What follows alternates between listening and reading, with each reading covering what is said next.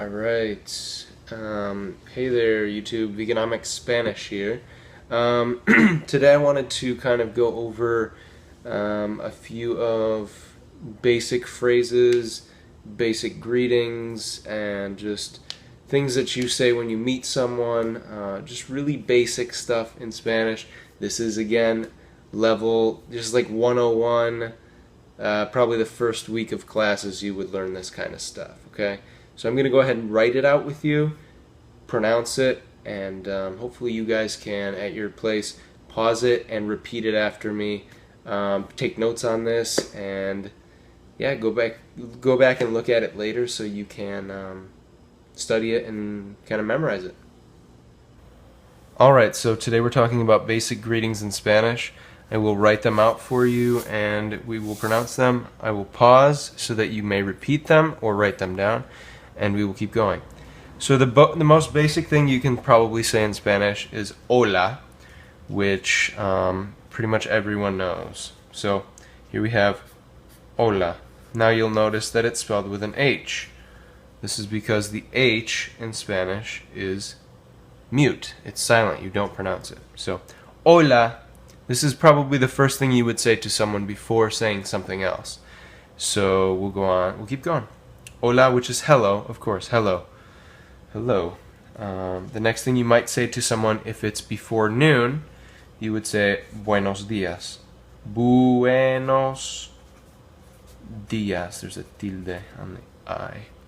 Buenos dias. And you can probably guess this means good morning. You would think it means good day, but it actually means good morning. Buenos dias.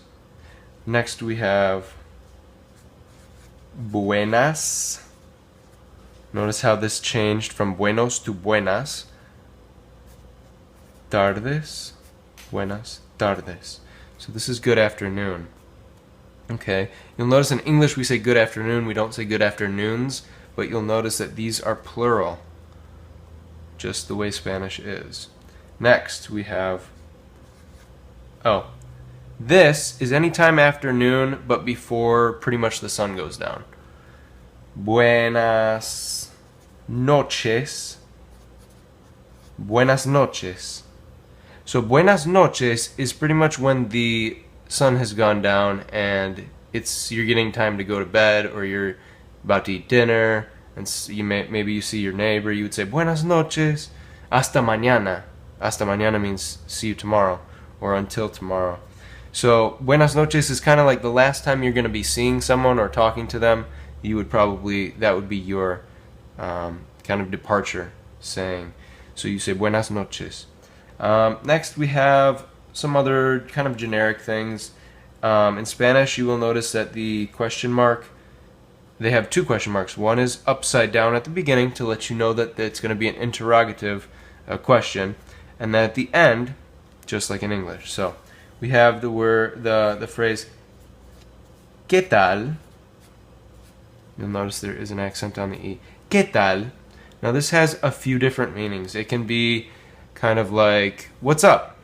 You know, the first time you see someone, hola, ¿qué tal? Hey, what's up? It's pretty much that. What's up? Or how's it going? Pretty much. We would equate that to ¿Qué tal? The next one I'm pretty sure a lot of people are familiar with. Again, when it's a question, we put the interrogative at the start. ¿Cómo estás? Right? ¿Cómo estás? Now you can actually intermix these. You could say hola, ¿qué tal? ¿Cómo estás? Hello, how's it going? How are you? Right? How are you? ¿Cómo estás is how are you. Now this is the familiar you version. So this is if you're talking to your friends, you're talking maybe to someone's little kids. This is very informal, right? If you're talking to someone more formally, you would say ¿Cómo está usted? ¿Cómo está usted? Right? Usted is you also. It's like tú, which means you, but this is more formal. You would use this with maybe elderly people, the president if you were talking with him, you know, just people that you would respect more, or you would hold in higher regard. Another thing you could say is ¿Cómo te va? ¿Cómo te va? This is the informal version. If you were to say this to someone more formal, you would say ¿Cómo le va? ¿Cómo le va? So kind of the same thing here, but you change this to le. ¿Cómo le va? This is like how's it going? I think I already said that. Okay. Now to kind of once you've already met someone, to like formally met someone, you would ask them, "What is your name?" Right? What is your name? So we'll start that over here. ¿Cómo te llamas? ¿Cómo te llamas? Okay. The accent that I'm using is more of a Colombian or Venezuelan or South American accent. Some people would say ¿Cómo te llamas? Like if you're from Mexico or parts of the US or possibly Spain or something like that, they might say ¿Cómo te llamas? In other parts they would say ¿Cómo te llamas? Like in Colombia, Venezuela, where I've lived and traveled. In Argentina, they might say ¿Cómo te llamas? ¿Cómo te llamas? So it's all in the dialect. You'll have to listen to it. But this is pretty simple. ¿Cómo te llamas? What do you call yourself? We translate that to what is your name, but literally, what do you call yourself?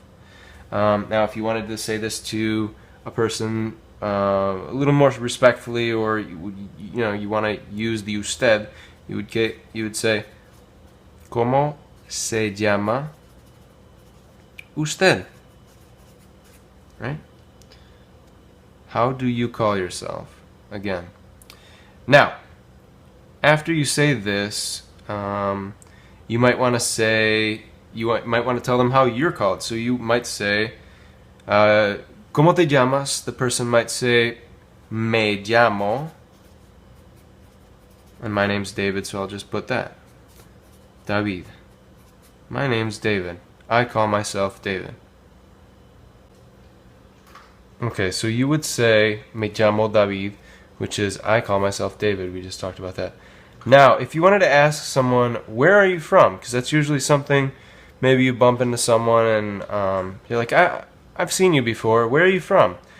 You would say, ¿De dónde eres? And you could add tú at the end, but we'll just worry about this right now. ¿De dónde eres? This is the informal way to say this. If you wanted to say it in a more polite way or a more sort of respectful way, you would say, ¿De dónde es usted? Okay? ¿De dónde es usted? ¿De dónde eres? ¿De dónde eres? ¿De dónde es usted? Another way to say this, you could say, where do you live? Instead of where are you from, you could say, where do you live? Okay, this would be ¿Dónde? ¿Dónde means where, by the way. ¿Dónde vives? Okay, again, this is the tú version. ¿Dónde vives? The informal. You could also say ¿Dónde vive usted? Right? I'm not going to keep writing it out, though. ¿Dónde vives? ¿Dónde vive usted? Another thing you could ask is a basic question. How old are you? ¿Cuántos años? ¿Cuántos is how much or how many. Años is years. In Spanish we say, basically, the literal translation over to English would be, how many years do you have? But, in English we say, how old are you? We use the verb to be. But in Spanish it's to have. ¿Cuántos años tienes? Right? So, how many years do you have? Right? Tener is the verb to have.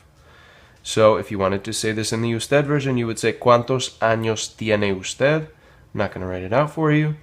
Now, let's kind of wrap this up. If you were saying, if you were saying, nice to meet you, we forgot to kind of mention that. Nice to meet you is mucho gusto. Mucho gusto.